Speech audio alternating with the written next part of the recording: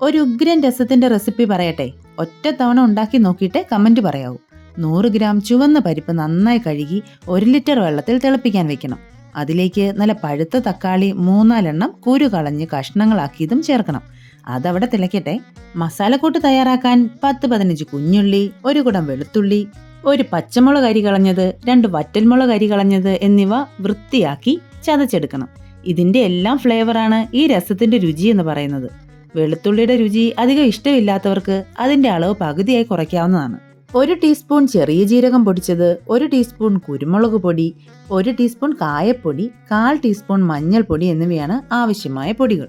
ഒരു പാൻ ചൂടാവുമ്പോൾ എണ്ണയൊഴിച്ച് കടുകിട്ട് പൊട്ടി വരുമ്പോൾ അതിലേക്ക് ചതച്ചു വെച്ച കൂട്ടുകൾ ഇട്ടുകൊടുത്ത് ഒന്ന് വാട്ടിയെടുക്കണം. കൂടുതൽ മൂത്തു പോകരുത്. ഈ രസം വെറുമൊരു ഒഴിച്ചുകറി മാത്രമല്ല, വയറിലെ അത്യാവശ്യം എല്ലാ അസ്വസ്ഥതകൾക്കും പരിഹാരവും കൂടിയാണ്. ഇനി ആവശ്യത്തിന് ഉപ്പ് കൂടി ചേർത്ത് ഇളക്കണം. ഒന്ന് വാടി വന്നാൽ പൊടികൾ ചേർത്ത് നന്നായി മൂപ്പിക്കണം.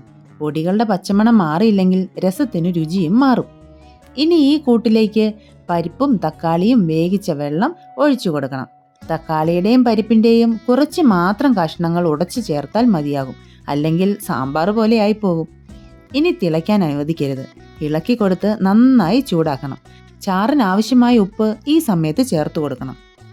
ഒറ്റത്തവണ ഉണ്ടാക്കി നോക്കിയാൽ പിന്നെ നിങ്ങൾ തീർച്ചയായും വീണ്ടും വീണ്ടും ഉണ്ടാക്കും, ഉറപ്പ്. കുട്ടികൾക്ക് പോലും ഇഷ്ടപ്പെടുന്നതാണ് ഇതിന്റെ രുചി.